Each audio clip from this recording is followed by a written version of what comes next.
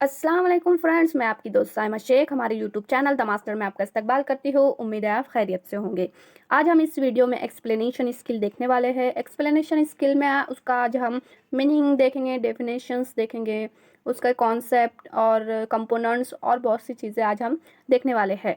अगर आपने हमारे इंट्रोडक्शन स्किल और ब्लैक बोर्ड स्किल को नहीं देखा होगा तो नीचे डिस्क्रिप्शन में उसकी लिंक दी हुई है, आप वहां से उसे देख सकते हैं और आई बटन पर भी उसकी लिंक दी जाएगी, आप वहां से भी देख सकते हैं। तो चलिए एक्सप्लेनेशन स्किल को शुरू करते हैं। सबसे पहले हम उसका मीनिंग देखते हैं। जो मीनिंग है एक्सप्लेनेशन स्किल का वो शुरू करते हैं। Explanation is an activity which is used by the teacher from class 1 to higher classes. It is one of the most commonly used skill and is essential for effective teaching। Explanation जो skill होती है वो एक तरह की activity होती है जो कि टीचर क्लास फर्स्ट से हायर क्लासेस तक इसका इस्तेमाल किया जाता है और ये बहुत ही कॉमन होती है। एक्सप्लेनेशन अपनी टीचिंग को इफ़ेक्टिव बनाने के लिए ये जो स्किल है ये बहुत ही कॉमन है जो कि हर जगह इस्तेमाल की जाती है। As we know that whole class is not homogeneous, हर क्लास एक जैसी नहीं होती। All the peoples in the class are not alike. Some people are intelligent, some have average intelligent and some are poor. जो class होती है, जो teacher के पास एक क्लास मौजूद होती है, ज़रूरी नहीं कि वहाँ पे जो बच्चा है वो एक जैसी जहानत रखता हो या एक जैसा होता है। कोई बहुत होशियार होता है, कोई एवरेज होता है और कुछ बच्चे डल होते हैं। But the teacher has to impart knowledge to all type of students. For this, the teacher uses different methods so that he or she may present the subject matter in an easy and simplified form। लेकिन teacher को तो उन्हें knowledge provide करना ही होता है उन तमाम बच्चों को, लेकिन जो जो टीचर होता है वो एक अलग अलग अलग अलग तरीक़ों का, अलग अलग मेथड का इस्तेमाल करके सब्जेक्ट मैटर को एक इजी और आसान बनाकर बच्चों के सामने पेश करता है ताकि बच्चों को उनकी लेवल पर वो तमाम चीज़ें समझ में आ सके। This presentation of this subject matter is an easy and simple form is called as explanation. जो टीचर सब्जेक्ट मैटर को इन आसान और इजी लैंग्वेज में बच्चों के सामने पेश करता है उसी को एक्सप्लेनेशन कहा जाता है। चलिए आगे बढ़ते हैं। Definition of explanation skill. अब एक्सप्लेनेशन स्किल की हम डेफिनेशन देखेंगे। The presentation of subject matter is an easy and more simplified from before the students so that they understand the concept or topic is called as the skill of explanation। जैसा कि मैंने पहले कहा आपसे कि subject matter को teacher एक easy और बहुत ही आसान तरीके से बच्चों को समझाने के लिए जो तरीक़ों का, जो मेथड का इस्तेमाल किया जाता है ताकि बच्चों को वो टॉपिक, वो कॉन्सेप्ट समझ में आ जाए, उसी प्रेजेंटेशन को एक्सप्लेनेशन स्किल कहा जाता है। An explanation is a clear and vivid description of any difficult phenomena or concept with the help of examples, diagram and teaching aids। Explanation जो एक्सप्लेनेशन होता है किसी मुश्किल फेनोमेना या कॉन्सेप्ट को समझाने के लिए जो टीचर होता है वो एग्जाम्पल, डायग्राम और टीचिंग एड्स की मदद से उस जो मुश्किल जो तस्वुर होता है, जो कॉन्सेप्ट होता है, उसे समझाने की कोशिश करता है। चलिए आगे बढ़ते हैं। जो अगली डेफिनेशन है, an explanation is a set of interrelated statement made by the teacher related to a phenomena और concept in order to increase understanding of the student about it. Explanation में जो स्टेटमेंट टीचर इस्तेमाल करता है, वो जो concept होता है, जो भी वो पढ़ाने वाला होता है, जो टॉपिक होता है, उसके सारे स्टेटमेंट या सारे सेंटेंसेस उससे ताल्लुक़ रखते हैं ताकि बच्चे उसे आसानी से समझ सके और उसके जो टॉपिक है उसके बारे में उनके अंडरस्टैंडिंग जो है वो बरकरार रह सके। अगला है, an explanation is based on the inter relationship between previous knowledge and new knowledge. जो टीचर होता है वो हमेशा प्रीवियस नॉलेज को न्यू नॉलेज से कनेक्ट करने की कोशिश करता है, क्योंकि जो प्रीवियस नॉलेज होता है उसी से हम न्यू नॉलेज को आसानी से एक्सप्लेनेशन स्किल में या एक्सप्लेनेशन स्किल के ज़रिए न्यू नॉलेज को बच्चों को आसानी से समझा सकते हैं और प्रीवियस नॉलेज और न्यू नॉलेज का ताल्लुक़ एक्सप्लेनेशन स्किल के ज़रिए ही बताया जा सकता है। चलिए आगे बढ़ते हैं। Use of explanation skill is essential in all subject. Explanation skill, ये तो कॉमन ही बात है कि जो एक्सप्लेनेशन स्किल होती है वो तो हर सब्जेक्ट में लाजमी होती है, ज़रूरी होती है। Without its use the presentation of the subject matter is not possible. ये तो बात ऐसी ही है कि जो एक्सप्लेनेशन स्किल होती है या जो हमारा प्रेजेंटेशन होता है किसी भी टॉपिक को समझाने के लिए बहुत ज़रूरी होता है, और प्रेजेंटेशन और एक्सप्लेनेशन के ज़रिए उसके बगैर किसी भी मैटर को समझना मुश्किल होता है या नामुमकिन है। In skill of explanation, few words are used in the statement which makes the meaning the statement is become vague. जो एक्सप्लेनेशन स्किल में कुछ सेंटेंस और जो वर्ड का यूज़ किया जाता है उन्हें इफेक्टिव और बामायनी बनाने के लिए इनका इस्तेमाल किया जाता है। Similarly some words must be use just to connect two sentences और statements, otherwise their meaninglessness is possible. कुछ वर्ड्स होते हैं जो दो सेंटेंस को जोड़ने का काम करते हैं। अगर वो ऐसा ना करे तो जो हमारा एक्सप्लेनेशन या प्रेजेंटेशन होगा वो बेमायनी होने का अंदेशा होता है। Hence the explanation is a short of relationship establishing process. In this process any subject, event और टास्क आर रिलेटेड म्यूचुअली।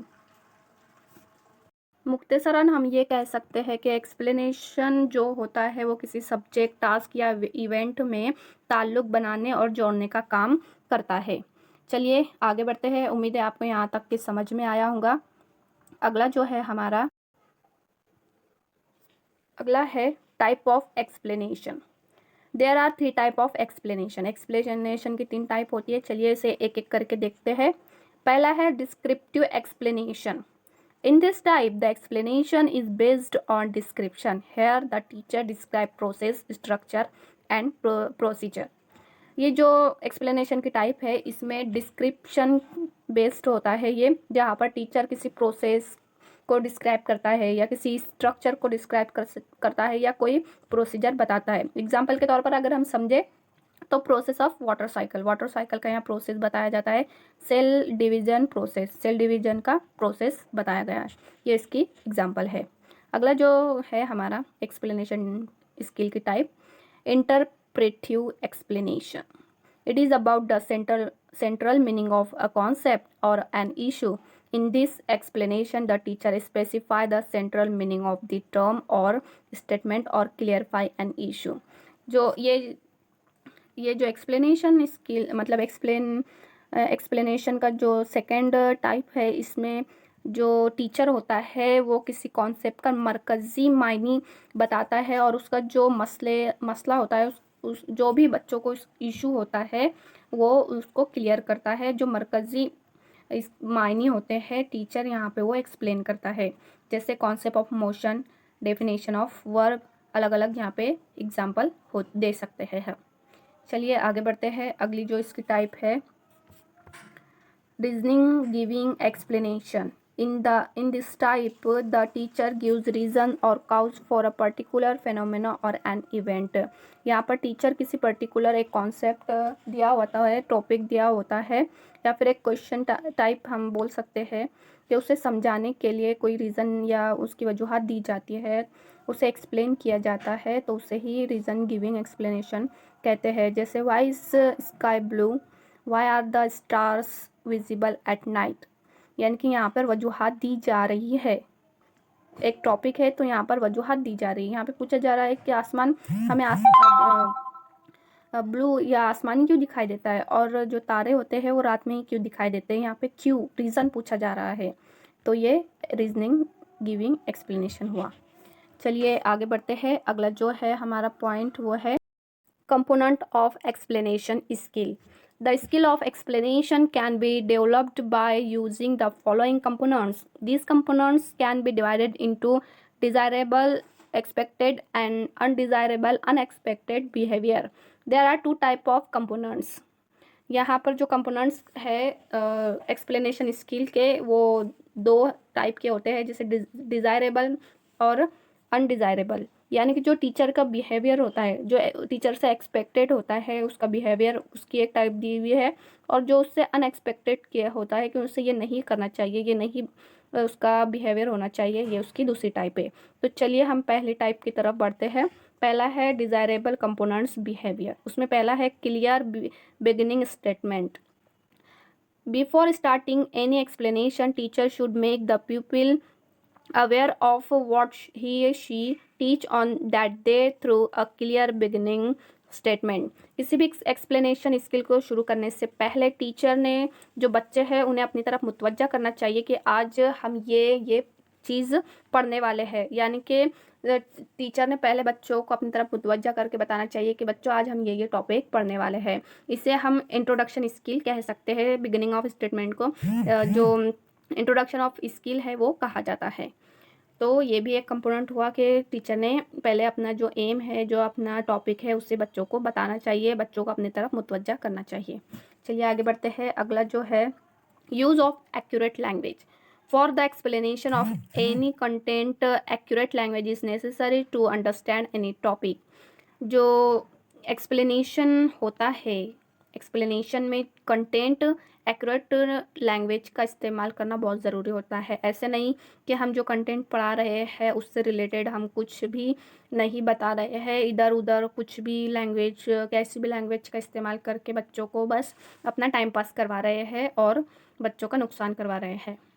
ऐसा नहीं होना चाहिए। लैंग्वेज एक अच्छी और जो एक्सप्लेनेशन जो हमारा कंटेंट है उससे रिलेटेड होना चाहिए। Language should be used correct grammar. Language का जो ग्रामर होता है उसे हम सही तौर से इस्तेमाल करना चाहिए। ऐसे नहीं कि जैसे एग्जांपल के तौर पर कि आसमान दिख रही है, हालांकि ऐसा बोलना चाहिए कि आसमान दिखाई दे रहा है, लेकिन ऐसे कुछ लोग ऐसा यूज़ करते हैं कि आसमान दिख रही है, पानी दिख रहा, पानी पिया जाता है ना बोलते हुए पानी पी जाती है। इस तरह से मतलब जो ग्रामेटिकल मिस्टेक होती है वो ना किया जाए। अगला जो है पॉइंट इसका एग्जाम्पल, रूल, एग्जाम्पल। ये एक तरह का मेथड भी है जो कि एक्सप्लेनेशन में इस्तेमाल किया जाता है और ये कंपोनेंट के तौर पर इसे बताया गया है। From better understanding of a concept और an idea teacher must provide different example related to that concept. During the explanation, teacher can proceed from an example to rule or from rule to example.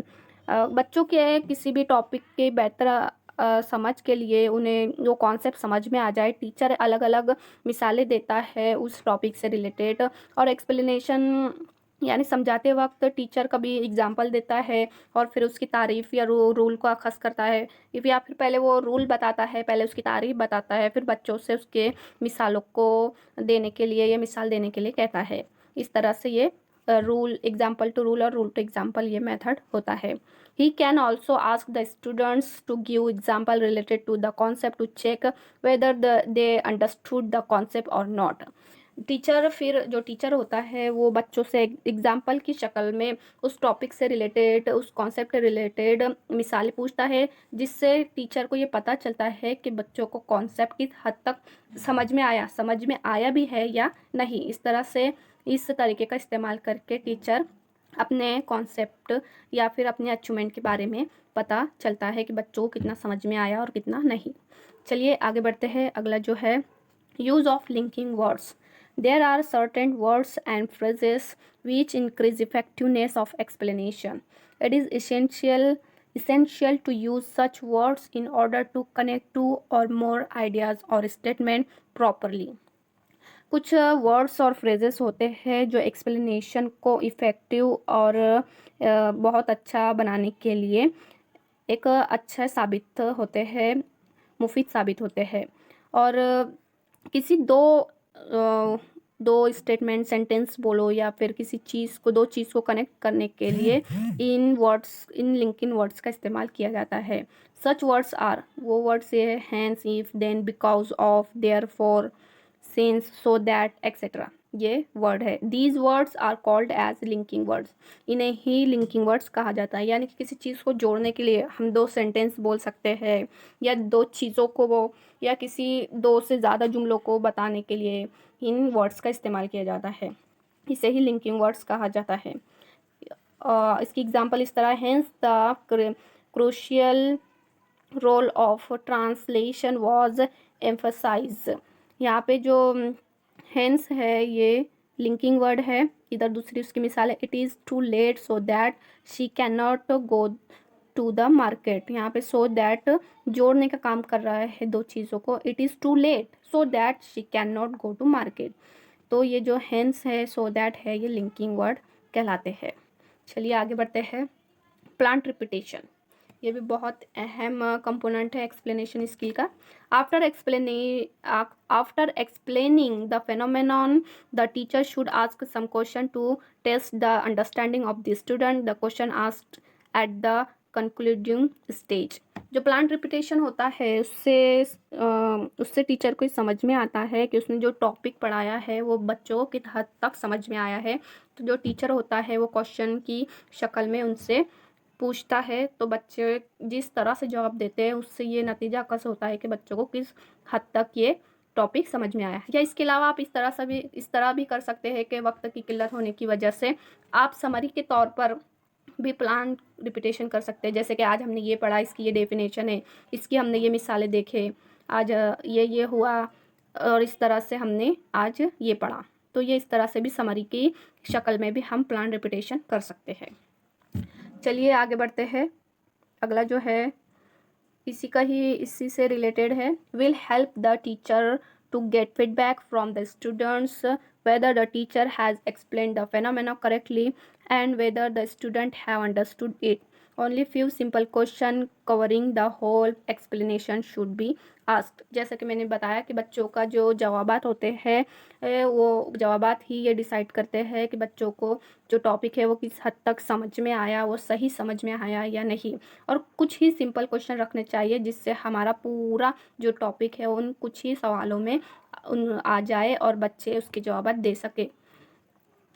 चलिए आगे बढ़ते हैं। Use of teaching ads. The teacher can use black board, card, models, map, pictures etcetera for making explanation more clear. Teaching ads ये बहुत ही important होता है teaching learning process में। Teaching ads किसी भी एक्सप्लेनेशन को इफ़ेक्टिव और एक सिंपल बनाने के लिए, किसी भी जो एब्स्ट्रैक्ट का कॉन्सेप्ट है उसे समझाने के लिए टीचिंग एड्स बहुत ही यूज़फुल साबित होता है। These teaching ads must be use in meaningful वे।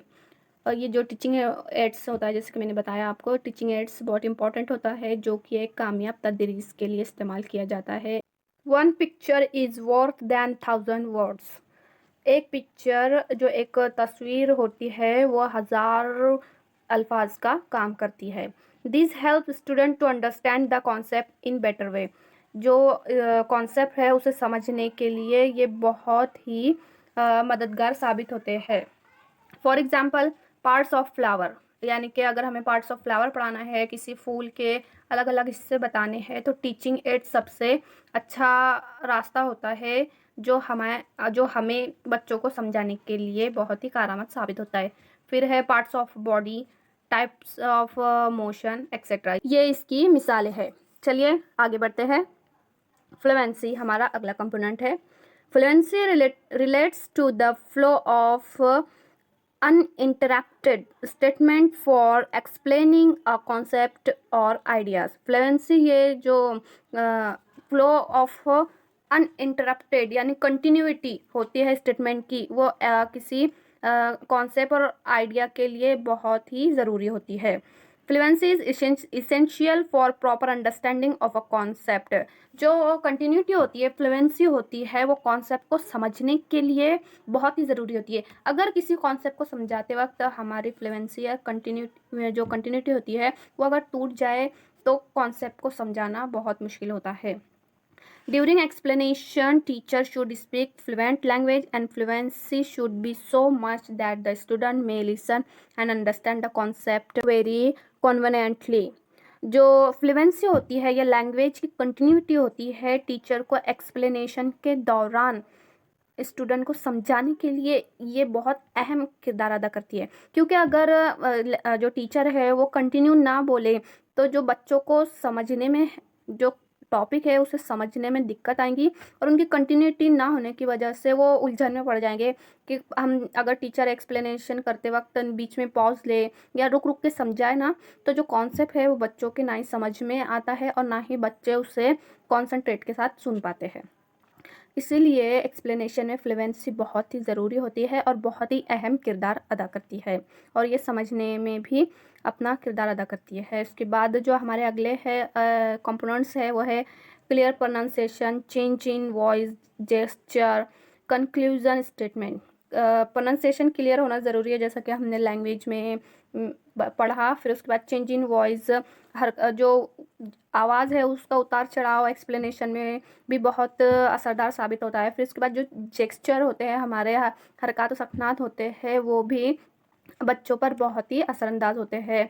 फिर कंक्लूजन में जैसा कि हमने प्लान रिपीटेशन बताया, वही ये होता है, तो हमने इसके बारे में भी पढ़ा। उम्मीद है आपको यहाँ तक समझ में आया होगा, कोई दिक्कत परेशानी नहीं होगी। चलिए आगे बढ़ते हैं। अगला जो सेकंड है कंपोनेंट में वो है अनडिजायरेबल कंपोनेंट्स। उसमें है पहला vagueness. Sometime during explanation, teacher use few words and phrases which indicate that he is failing to make something explicit. The use of such words or phrases hinders the understanding of what is being explained. कभी कभी ऐसा होता है कि वजाहत के दौरान teacher कुछ समझाने में नाकाम होता है, तो वो कुछ वर्ड्स और फ्रेजेस को इस्तेमाल करके मतलब वो उन्हें टालने की कोशिश करता है, जिससे वो अल्फाज, वो फ़िक्रे उसे समझाने में रुकावट बनते हैं। For that, teacher should always avoid such vague words or statements during his explanation. Teacher ने ये जो वर्ड्स और फ्रेजेस है, इन्हें एक्सप्लेन करने के दौरान स्टेटमेंट्स में या जुमलों में इसका इस्तेमाल अवॉइड करना चाहिए, इसे नज़रअंदाज करना चाहिए। चलिए आगे बढ़ते हैं। अगला जो पॉइंट है, use of improper words. These involves using terms which are unknown to most of the pupils of that age group and grade level. Sometimes more difficult technical terms are used to explain certain simple terms. Teachers should always take care of avoiding improper words during explanation.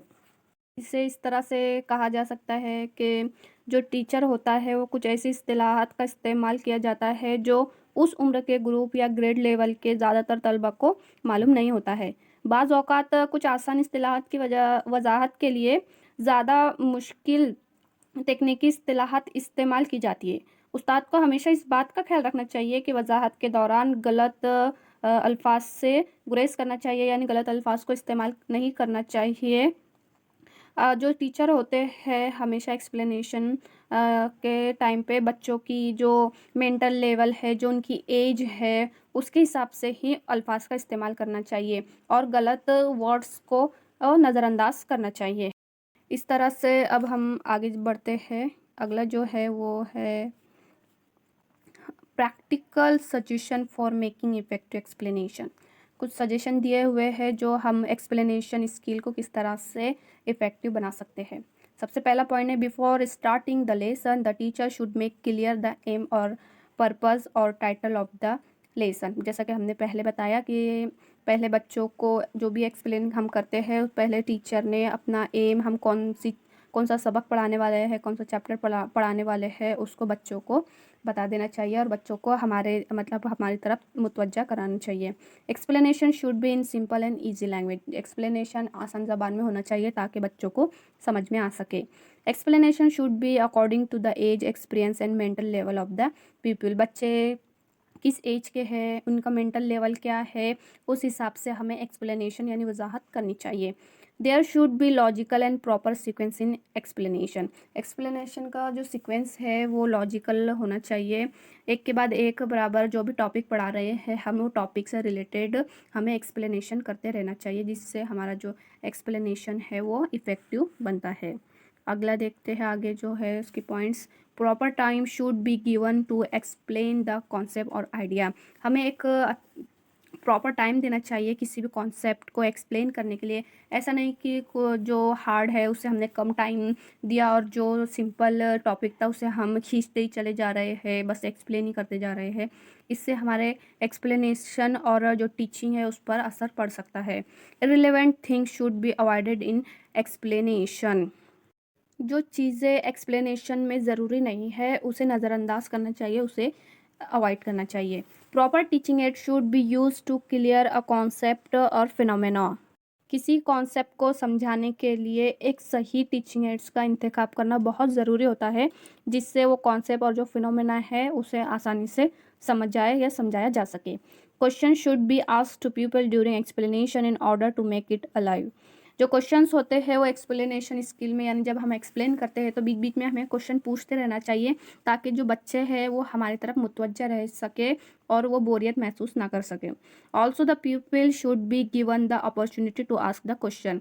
बच्चों को जो सवाल पूछने की opportunity यानी सहूलियत देना चाहिए। उनके जहन में जो भी सवालात है वो उनको मौका देना चाहिए कि जो भी सवालात है वो हमसे पूछ सके और उनके डाउट क्लियर कर सके।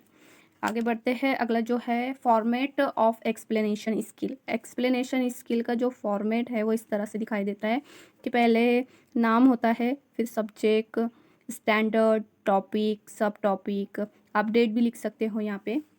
फिर उसके बाद यहाँ पर 3 कॉलम बनाए गए हैं। पहला है टीचर एक्टिविटी, उसके बाद है स्टूडेंट एक्टिविटी और फिर उसके बाद है जो कंपोनेंट्स अब स्किल भी कहते हैं उसे। कंपोनेंट्स जो हमने अभी देखे फ्लुएंसी और वेगनेस और जो भी है ये सब यहाँ पे आएंगे। यहाँ पे टीचर एक्टिविटी में जो भी टीचर्स सवालात पूछेगा या फिर एक्सप्लेनेशन करेगा वो यहाँ पे आएगा। स्टूडेंट्स आंसर देंगे कि सुन रहे हैं वो यहाँ पे आएगा, और जो भी कंपोनेंट है वो यहाँ पर लिखा जाता है। इस तरह से ये इसका फॉर्मेट हुआ। उम्मीद है आपको ये समझ में आया होगा और एक्सप्लेनेशन स्किल में कौन कौन सी बातों को ध्यान में रखना है और उनकी डेफिनेशन वगैरह सब समझ में आई होंगी।